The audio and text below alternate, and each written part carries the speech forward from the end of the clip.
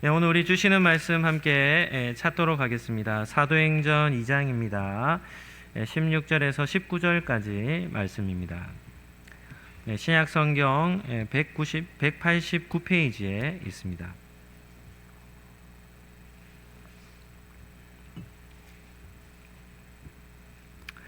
사도행전 2장 16절에서 19절 말씀 우리 한 목소리로 합독해서 읽도록 하겠습니다. 같이 읽겠습니다. 이는 곧 선지자 요엘을 통하여 말씀하신 것이니 일러스되 하나님이 말씀하시기를 말세에 내가 내 영을 모든 육체에 부어주리니 너희의 자녀들은 예언할 것이요 너희의 젊은이들은 환상을 보고 너희의 늙은이들은 꿈을 꾸리라.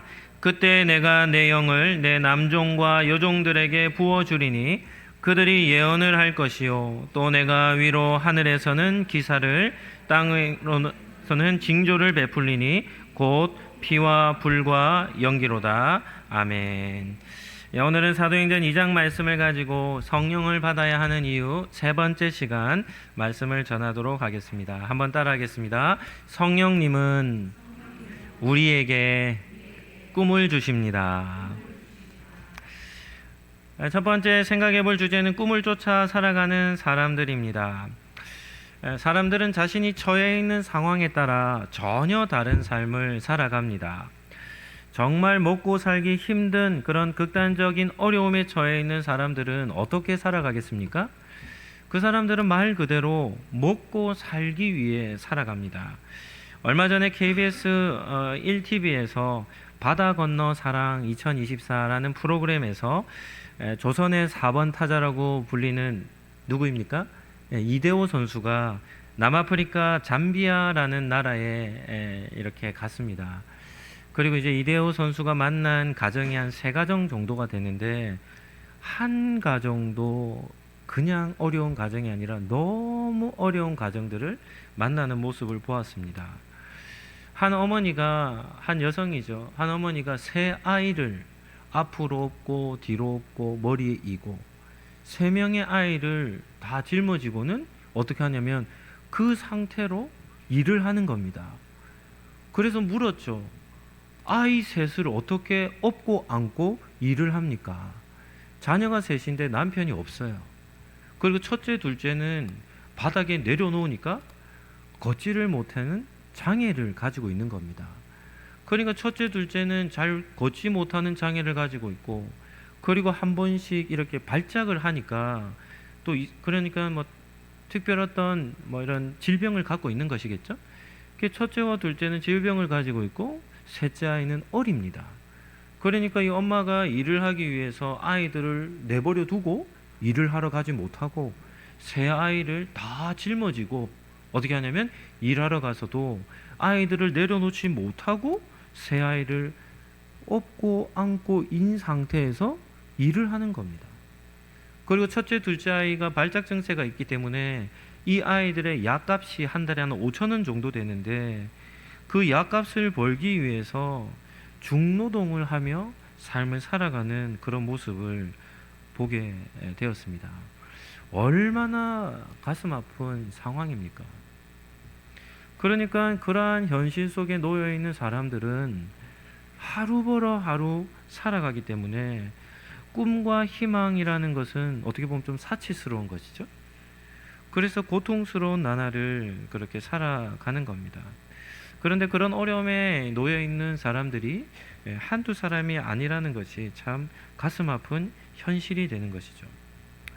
그러나 이와는 좀 다르게 사회와 문화가 발전된 곳에서는 대부분 뭐라고 얘기합니까? 꿈을 찾으라 이렇게 말합니다. 꿈을 가지고 살라 이렇게 말하죠. 그리고 그러한 꿈을 갖는 데 있어서 가장 중요한 요소는 무엇이겠습니까? 자기 자신이 그 중심에 있는 겁니다. 세상 속에서는 세상의 중심은 무엇인가 하면 바로 나라고 하는 자기 자신입니다. 내가 가장 중요한 요소가 되는 것이죠. 최근에 이제 CF 이런 데 보니까 신한 라이프라고 하는 곳에서 광고 문구를 이런 문구를 내놓았습니다. 들어보셨을 겁니다. 선전 중에 이런 노래가 나오는 거죠. 좋으면 됐어. 이런 들어보셨습니까? 요즘 한참 나오는 그런 광고인데요. 좋으면 그냥 다 된다는 겁니다. 가사 중에 어떤 내용이 있냐면 누가 뭐라고 해도 상관하지 말라는 겁니다. 득이 되지 않는다라고 해도 아무런 상관이 없다는 겁니다. 누가 좋으면 된다는 겁니까? 그냥 내가 좋으면 된다는 것이죠. 인생은 짧기 때문에 좋은 것만 채우기도 바쁜데 내가 원하지 않는 삶, 싫은 삶은 살아갈 필요가 없다는 겁니다. 그래서 내가 좋으면 그것으로 충분하다고 세상은 말하죠. 그래서 세상에서 진리는 무엇입니까? 자신이 원하는 대로 삶을 살라는 것이 세상의 진리이고, 그러한 삶을 살아가기 위해서 무엇을 소유하라고 말하는 겁니까? 꿈을 소유하라, 이렇게 말하는 것이죠. 꿈이 주는 유익이 여러 가지가 있습니다. 꿈을 가지기 시작하면 삶의 부정적인 요소들이 사라진다고 합니다. 그 꿈을 이루기 위해서 긍정적인 마음을 가지게 되고 긍정적 에너지가 우리에게서 나오게 되는 것이죠. 그러니까 꿈을 갖고 있는 사람과 꿈을 갖고 있지 않은 사람은 전혀 다르게 삶을 살아갑니다. 자신이 원하는 꿈이든지 어떻든지 그 꿈을 갖고 있으면 그것으로부터 우리의 삶을 이끌어가는 긍정적 에너지가 나오는 것이죠. 그리고 꿈을 성취할 경우는 어떻습니까? 성취가 주는 이 기쁨이 매우 큽니다. 그래서 올림픽에 나간 선수들이라든지 시상식에서 이를 수상하는 사람들을 보면 감격스러워하죠. 이유가 무엇입니까? 자신이 꿈꾼 바를 뭐 했기 때문입니까? 이루어냈기 때문에 엄청난 기쁨이 그곳에 주어지는 것이죠.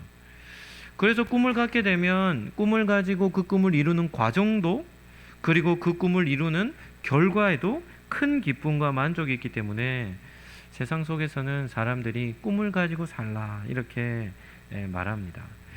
그러나 성도는 이런 세상적 메시지도 주의해서 우리는 받아들여야 합니다. 이유가 무엇인가 하면 세상의 중심에는 누가 있다고 했습니까? 자기 자신이 있기 때문이죠. 그래서 내 기쁨, 내 만족이면 끝나는 것이 세상의 가치관입니다. 그러나 성도들의 중심에는 무엇이 있어야 합니까? 나 자신의 만족보다도 하나님께서 기뻐하시는 삶이 그 중심에 자리매김해야 하기 때문에 세상에서 말하는 자기 중심적인 기쁨과 삶과 꿈을 추구하며 살라는 메시지는 성도들에게는 잘못된, 어떻게 보면 어리석은 메시지가 되는 겁니다. 우리가 지난 시간에 살펴봤던 갈라디아서 5장에 이런 말씀이 있습니다. 갈라디아서 5장 16절 17절 말씀입니다. 우리 같이 한번 합독해서 읽도록 하겠습니다. 내가 이르노니 너희는 성령을 따라 행하라. 그리하면 육체의 욕심을 이루지 아니하리라. 육체의 소욕은 성령을 거스르고 성령은 육체를 거스르나니 이 둘이 서로 대적하므로 너희가 원하는 것을 하지 못하게 하려 함이니라. 성경은, 갈라디아서는 뭐라고 얘기합니까? 세상 사람들은 다 자기의 육체를 따라 산다는 겁니다. 육체의 욕심을 따라 산다는 것이죠. 그런데 이러한 육체의 욕심을 따라 자기 중심적으로 살아가는 이 삶은 무엇과 갈등을 일으킨다는 겁니까? 성령을 쫓아 사는 삶과 어떻게 되냐면 서로 대적한다, 싸운다는 것이죠. 그래서 몸의 육체를 따라 자기 만족을 추구하며 사는 삶은 성령 하나님을 거스르는 삶이 된다는 겁니다. 그렇기 때문에 세상에서 네가 원하는 대로 삶을 살라라는 메시지는 어떻습니까? 성도에게 있어서는 하나님의 뜻과 정반대 방향으로 삶을 살아가라고 말하는 메시지이기 때문에 성도는 그러한 꿈을, 그러한 삶의 목적을 가지고 살아서는 안 된다는 사실을 기억할 수 있어야 합니다. 그러하기 때문에 성도는 무엇을 받아 살아야 합니까? 성령을 받아 살아야 합니다. 두 번째 살펴볼 주제는 오늘 본문에 나오는 베드로의 설교입니다. 사도행전 2장, 이렇게 하면 딱 기억해야 될 것이 있죠. 무엇입니까? 한번 따라 하실까요? 오순절 성령 강림 사건. 사도행전 2장 이렇게 하면 뭘 기억하라고요? 오순절에 임했던 성령 강림 사건을 머릿속에 딱 기억하셔야 합니다. 왜냐하면 사도행전 2장은 교회 사적으로 하나님의 구원의 역사적인 관점으로 볼 때 사도행전 2장은 새로운 시대의 문을 여는 아주 중요한 그런 본문이 되기 때문이죠. 사도행전 2장에는 어떤 일이 하냐면 베드로와 함께 모여 있었던 120명의 성도들이 성령을 받습니다. 그리고는 베드로를 중심으로 한 제자들이 방언을 받아서 복음을 전하는데 각 나라의 언어들로 예수님께서 이 땅에 오셔서 십자가에 죽으시고 부활하시고 승천하신 그 구원의 역사를 각 나라의 언어로 전하기 시작한 겁니다. 한번 생각해 보시죠. 우리 상록교회 성도들이 성령의 강력한 역사를 통해 한 사람은 일본어로, 한 사람은 중국어로, 한 사람은 태국어로, 한 사람은 영어로, 한 사람은 프랑스어로, 독일어로 세상에 존재하는 여러 가지 언어들을 갑자기 성령을 통해서 다른 나라 말로 방언을 하기 시작했다고 해보십시오. 얼마나 깜짝 놀랄 일이겠습니까? 그리고 우리가 알아듣지 못하는 방언을 하는 이제 외국어를 들어보면 뭐 동남아 쪽 언어들은 다 어떻게 들립니까? 뭐 좀 이상하게 들리죠. 뭐 다양한 언어들이 있기 때문입니다. 그래서 이 제자들이 성령을 받음으로 인해 각 나라 말로 방언으로 복음을 전하자 유대인들이라든지 그 인근에 있던 사람들이 이 제자들을 어떻게 평가하냐면 술 취한 자들이라고 비판하기 시작한 겁니다. 제자들을 향하여 새술에 취했다라고 조롱하는 것입니다. 그래서 그러한 조롱을 받을 때 베드로가 일어나서 뭐냐면 오늘 본문을 가지고 오늘 읽은 본문을 통해서 베드로가 설교하는 메시지를 오늘 본문을 통해 우리가 확인할 수 있죠. 그 베드로의 전하는 메시지, 오늘 본문에서 살펴볼 메시지, 첫 번째 메시지는 베드로가 무엇을 전하는가 하면 방언으로 복음을 전한 이 사건이 요엘 선지자의 예언의 성취라는 것을 말하고 있습니다. 16절 말씀해 보시면 이는 곧 선지자 요엘을 통하여 말씀하신 것이니 일렀으되 이렇게 나오죠. 베드로는 자기들을 향하여 술 취했다고 조롱하는 사람들을 향하여 뭐라고 대답을 하는가 하면 지금 자기들에게 일어난 오순절 성령 강림 사건은 구약에 이미 뭐된 사건이라는 겁니까? 예고되어진 하나님의 사역이라는 것을 전하고 있는 것이죠. 요엘서 2장 28절 32절에 보면 이 오늘 베드로가 언급한 이 본문의 메시지가 그대로 예언되어져 있음을 볼 수 있습니다. 하나님은 요엘이라고 하는 한 선지자에게 이런 선지자도 참 은혜죠. 장차 있을 무슨 사건을요? 성령 강림 사건을 예언하신 것이죠. 오늘 17절에 보시면 말세에 나타날 구체적인 현상이 하나님께서 사람들에게 뭘 부어주시는 사건이라는 겁니까? 성령을 부어주신 사건이라는 것을 보게 됩니다. 17절에 나오는 이 말세라는 단어는 우리가 잘 이해해야 할 표현인데요. 말세는 뭐 단어적인 의미만을 살핀다면 어떤 뜻이 있습니까? 마지막 때라는 것을 뜻하죠. 그런데 여기서 말하는 말세는 어떤 의미가 있냐면 예수님께서 이 땅에 오셔서 승천하신 이후로부터 예수님께서 다시 재림하실 때까지의 기간을 뭐라고 보는 겁니까? 말세라 보는 겁니다. 그래서 예수님께서 부활하신 이후에 40일 동안 제자들과 성도들과 함께 지내신 이후에 그들이 보는 앞에서 승천하여 하나님께로 다시금 올라가셨습니다. 그때로부터 다시 오실 때까지의 그 기간을 말세로 본다니까 우리가 사는 이 시대가 어떤 시대입니까? 말세에 포함되어진 것이죠. 그래서 여기서 말하는 말세는 신약의 교회 시대를 통칭하여 표현한 것입니다. 예수님은 첫 번째 보혜사였습니다. 그리고 예수님이 요한복음에 보면 내가 첫 번째 보혜사고 내가 아버지께로 돌아간 이후에는 몇 번째 보혜사요? 두 번째 보혜사를 보내줄 것이라고 말씀하시는데 그 두 번째 보혜사가 누구입니까? 성령 하나님이시죠. 따라서 오순절에 임하셨던 성령의 역사는 완성된 역사가 아니라 첫 열매의 역사인 겁니다. 그 오순절날 임하신 성령의 역사를 시작으로 해서 하나님은 어떻게 해요? 오고 오는 세대들마다 누구를 보내주시는 겁니까? 성령을 보내주신다는 것을 우리는 기억할 수 있어야죠. 그런데 이러한 성령 강림에 대한 예언이 요엘 선지자에게 이미 주어졌던 것입니다. 그래서 베드로의 설교를 통해서 우리가 알 수 있는 것은 성령을 받으면 하나님의 뜻과 계획이 담겨 있는 말씀, 그리고 예수님께서 가르쳐 주신 말씀, 이런 것을 밝히 알게 됨을 볼 수 있는 것이죠.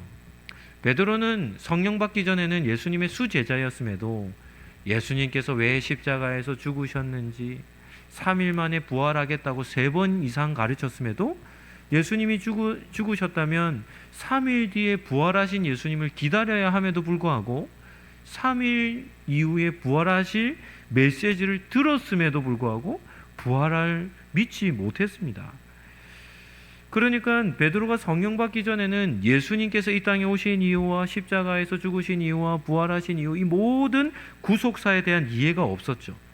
그런데 성령을 받고 나니까 예수님의 구속 사역 정도만 깨달은 것이 아니라 구약의 모든 예수님에 대한 예언되어진 메시지들이 한 번에 다 이해되고 깨닫게 된 것이죠.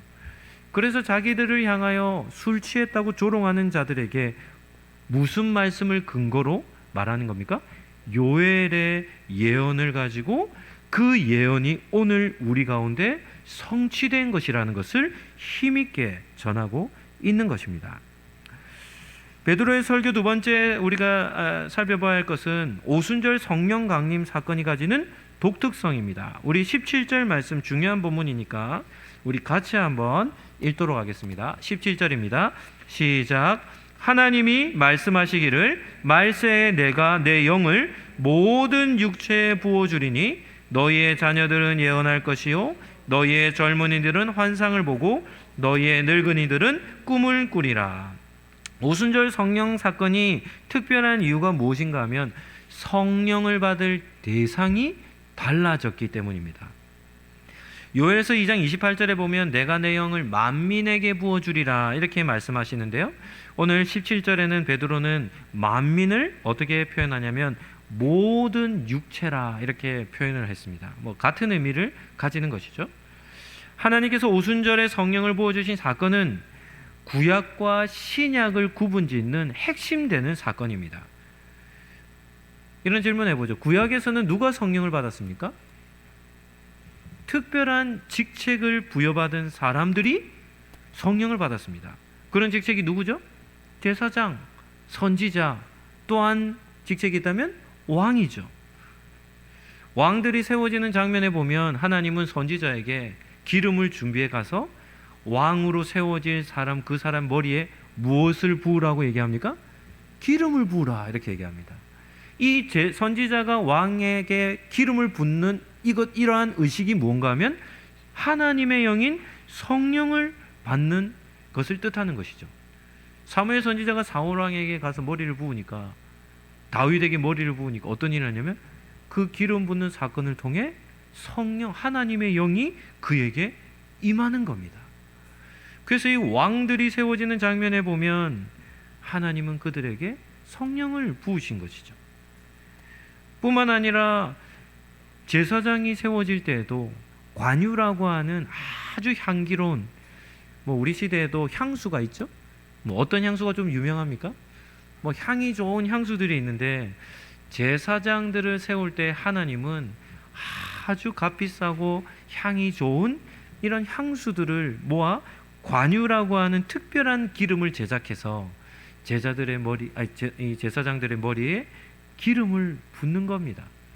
그러니까 제사장의 머리에 그런 관유를 부으니까 그 향이 그 주변 일대에 쫙 퍼졌겠죠. 이것은 하나님께서 제사장을 세우시는 그 사역을 아주 기뻐하신다는 것을 뜻하는 것이고, 그렇게 세워진 제사장들은 성령의 감동으로 그 사역을, 하나님의 집에서 맡겨진 봉사를 성실하게 해야 했던 겁니다. 그리고 선지자들이 세워질 때도 마찬가지죠. 엘리사라는 선지자는 특별한 사모함이 있었는데, 어떤 사모함이 있었습니까? 그의 스승되는 엘리야가 받았던 영감의 몇 배를 요구했습니까? 2배를 요구한 겁니다. 엘리야 선지자는 구약의 선지자를 대표하는 선지자거든요. 그러한 엘리야의 선지자에게 주신 영감의 몇 배를요? 갑절을 요구하는 것이죠. 그랬는데 엘리야 선지자가 승천하며 하나님께서 그를 불병거에 태워 가실 때 그의 옷이 하나 떨어졌는데, 그 옷을 주워 입는 순간 엘리사가 어떻게 될까요? 엘리야에게서 임했던 그 영감을 받아 그 옷으로 요단강을 치니까 엘리야가 행했던 기적들이 엘리사를 통해서도 그 사역이 이어짐을 보게 되는 것이죠. 구약에서는 하나님께서 특별한 사역, 특별한 사명, 직책을 가진 사람들에게 하나님의 영을 부으셔서 그 사명을 감당케 하셨습니다. 그런데 하나님은 요엘 선지자에게 이제 장차 다가올 새 시대에는 구약에서는 소수에게 주어졌던 하나님의 영인 성령의 감동이 어떻게 주어진다는 겁니까? 모든 사람들에게 부어질 것이라는 예언을 요엘 선지자를 통해 주신 것이죠. 그리고 베드로는 마가다락방에 120명의 성도들에게 성령이 임하는 모습을 보는 순간 그 요엘서에 기록되어진 그 예언이 누구에게요? 베드로와 함께했던 그 성도들에게 실질적으로 그러한 일이 일어났음을 깨닫게 된 것입니다. 그리고 17절과 18절에 보시면 성령을 받게 될 구체적인 대상들이 소개되죠. 누구입니까? 자녀들과 젊은이들과 늙은이들. 그리고 18절에는 남종과 여종들에게 하나님은 어느 누구에게든 내 영을 부어줄 것이다 라고 이렇게 말씀하신 겁니다. 이런 말을 들었을 때 가장 충격받는 사람들이 유대인들이 아니겠습니까? 그들은 특권의식, 선민의식을 가지고 있었기 때문에 이방인들을 우습게 보았거든요. 그런데 하나님은 성령을 어떻게 부어주신다고 하는 겁니까? 나라와 인종의 장벽을 넘어 그리고 신분과 빈부의 차별 없이 부어주신다고 하나님은 말씀하셨고, 그러한 성령의 기름 부으심이 베드로의 시대에 임했던 겁니다. 우리가 사는 세상에서 가장 힘든 일이 한 가지 있다면 그것은 차별 없이 대하는 겁니다. 우리 사회를 보면 어떻습니까? 곳곳에 심각한 차별 현상을 보게 되죠. 지금 우리가 사회적인 이슈가 되는 것도 열어보면 다 무엇과 관련되어 있습니까? 학연, 지연, 혈연 이런 것들로 인해서 어떻게 되냐면 사람들에게 평등하게 대하지 않는 겁니다. 이 학력의 차별도 얼마나 심합니까? 그와 더불어 학연도 이 학연이라는 관계가 얼마나 짙은지 모릅니다. 그래서 이러한 잘못되어진 이런 이 관계성을 가지고 이 사회는 어떻게 살아가냐면 평등하게 사람들을 대하는 것이 아니라 차별적으로 대하는 것이죠. 그런데 이러한 차별은 빙산의 일각에 불과합니다. 우리가 사는 세상은 다 차별받는 세상인 것이죠. 그래서 세상에서의 지혜로움은 뭘 잘해야 되냐면 줄타기를 잘해야 되는 겁니다. 누구의 줄에 서느냐, 이것이 세상을 살아가는 지혜라고 얘기하죠. 이유가 무엇인가요? 줄을 잘못 쓰면 뭐 받기 때문입니까? 차별 대우를 받기 때문입니다. 그런데 하나님 나라는 그렇지 않습니다. 남자든 여자든 성별의 차별이 없고, 주인이든 종이든 신분의 차별도 없고, 어린이든 노인이든 나이의 차별도 없고, 유대인이든 이방인이든 나라와 민족의 차별도 없는 것이죠. 이런 말씀을 들으면 참 감동이 되지 않습니까?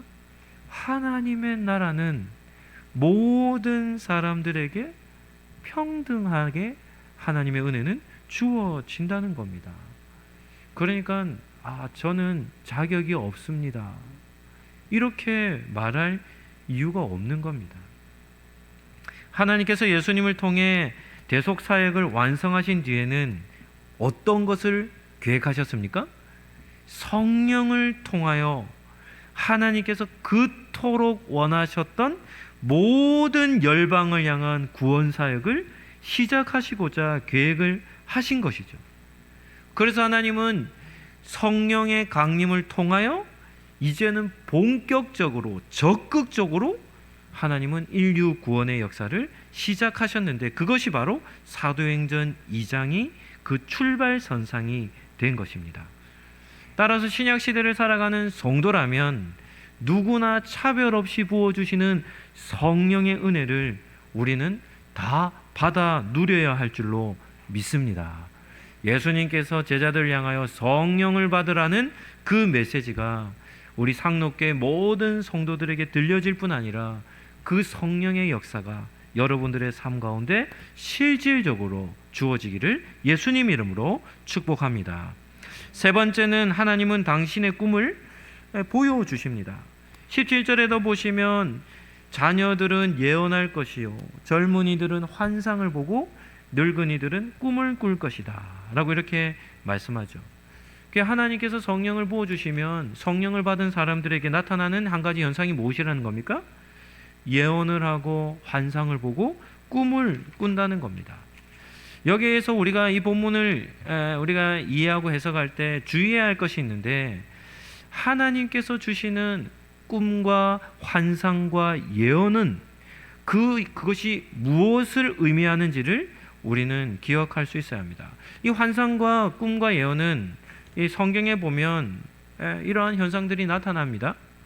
그런데 여기에서 중요한 것이 뭔가 하면, 이것 한번 따라 하시죠. 개인적 차원에서 주어지는 것이 아니라 하나님의 나라, 하나님의 구원의 역사 관점으로 주어집니다.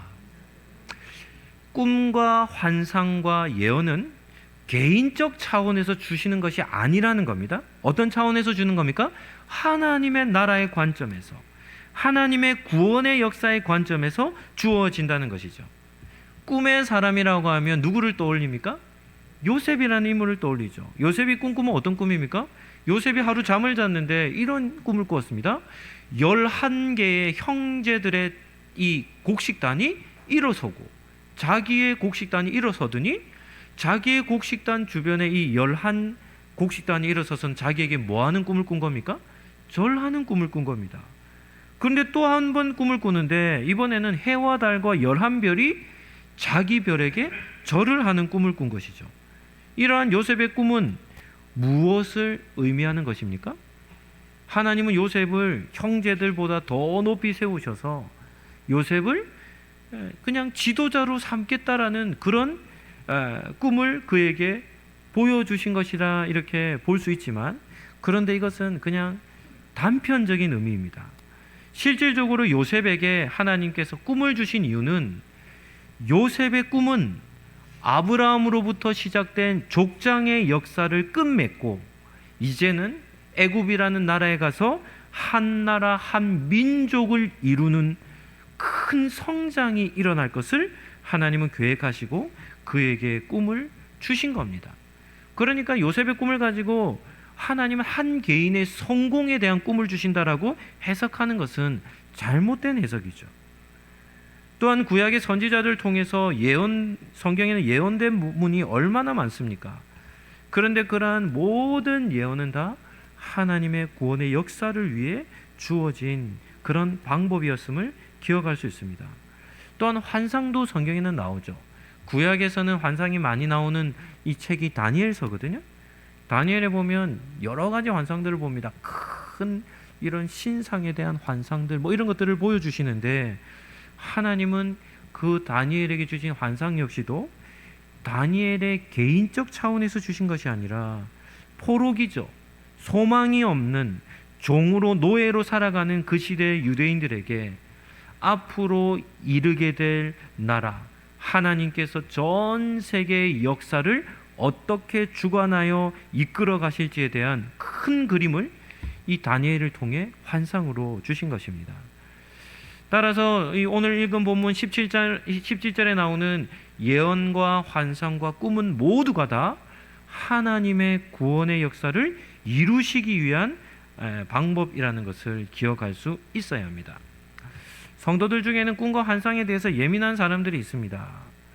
그런데 그런 꿈과 환상을 다 어떻게 해석을 하냐면 하나님의 구원의 사역과는 무관하게 개인적인 것으로 주어진다라고 말하는 사람들이 있습니다. 그런 것은 주의해야 합니다.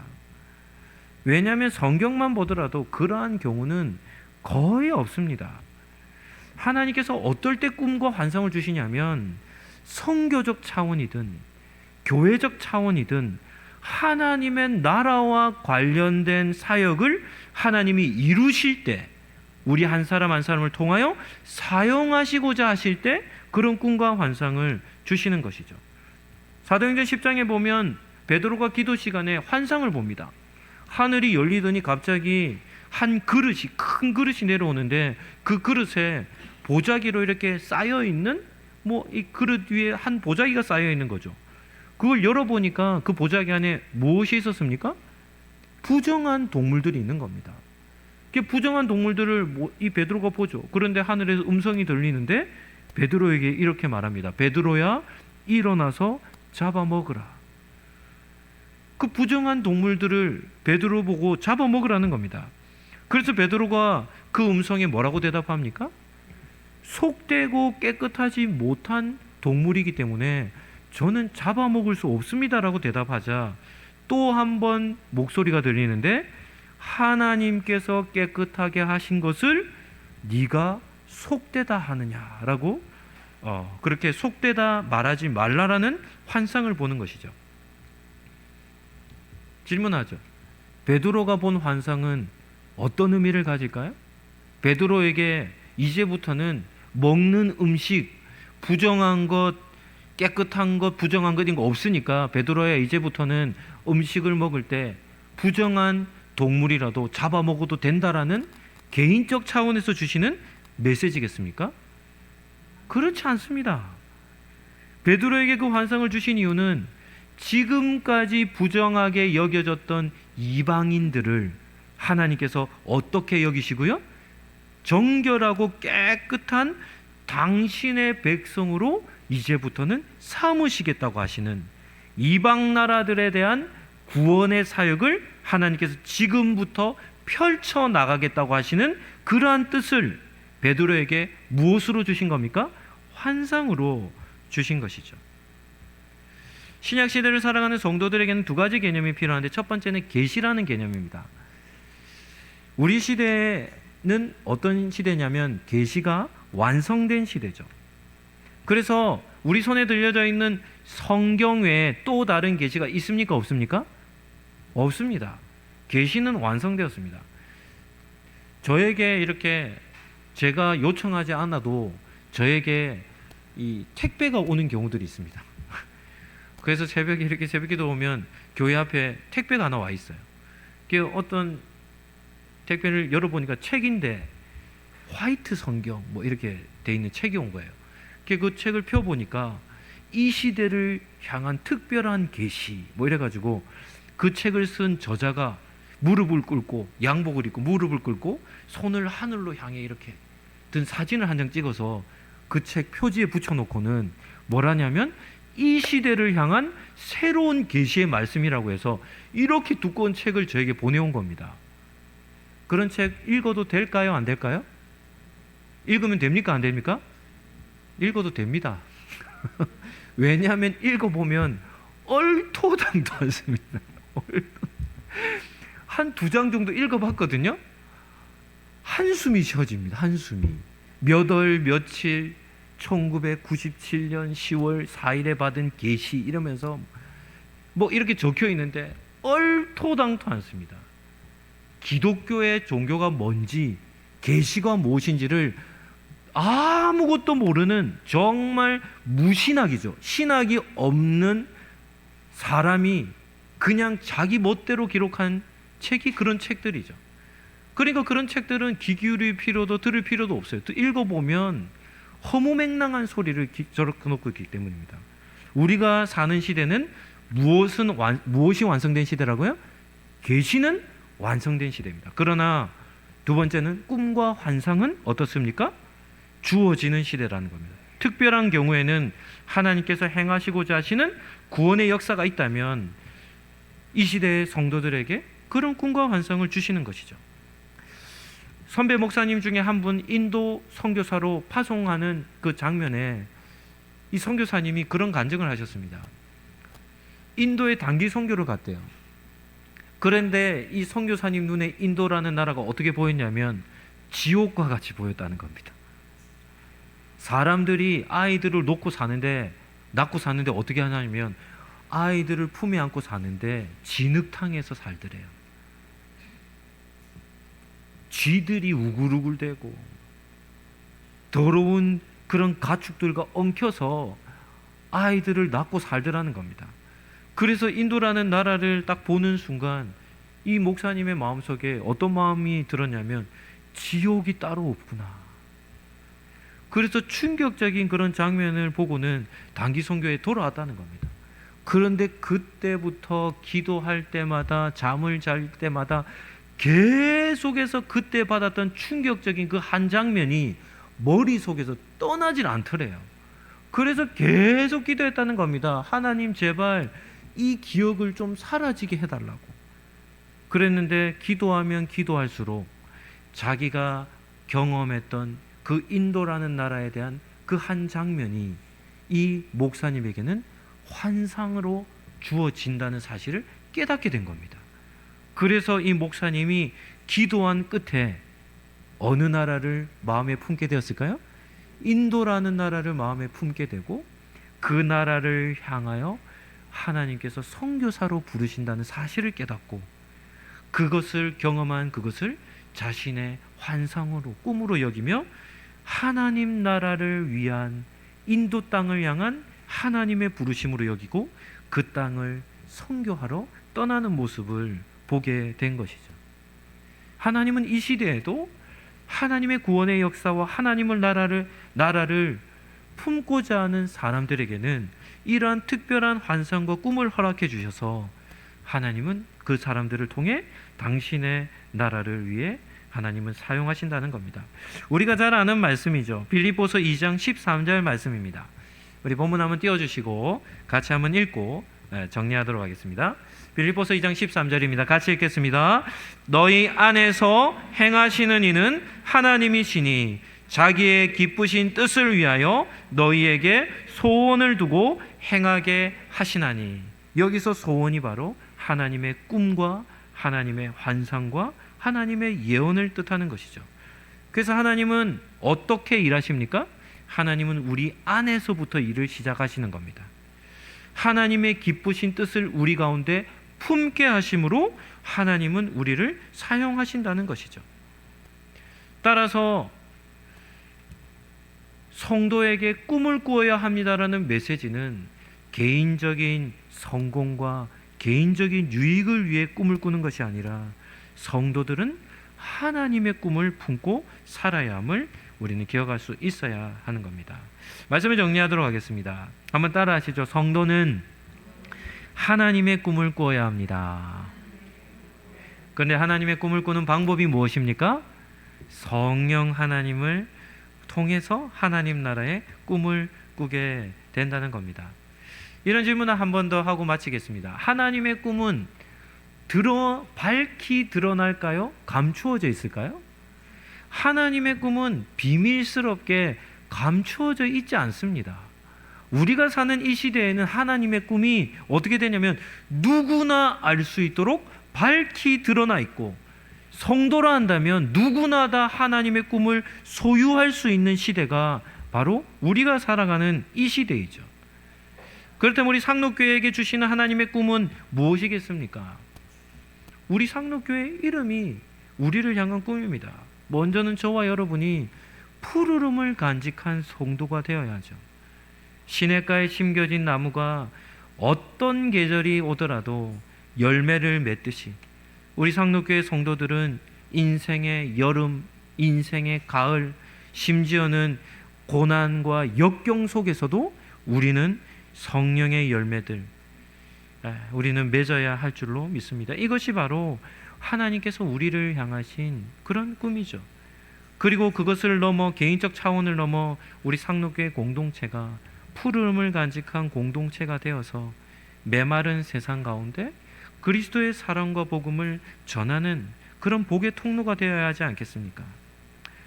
제가 이번 여름 수련회를 위해서 기도하는 중에 새벽에 하나님 그런 마음을 주시더라고요. 올해는 전 성도들과 함께 수련회를 하기를 그런 마음을 주셨고, 또 한 마음은 스스로 여름 수련회를 하지 못하는 교회들과 연합하여 여름 수련회를 준비했으면 하는 그런 마음을 하나님께서 그런 꿈을 주셨습니다.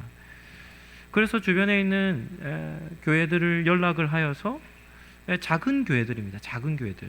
그들과 함께 짧은 시간이지만 1박 2일의 수련회 시간을 갖게 되었고, 그리고 그러한 수련회를 준비하고 있습니다.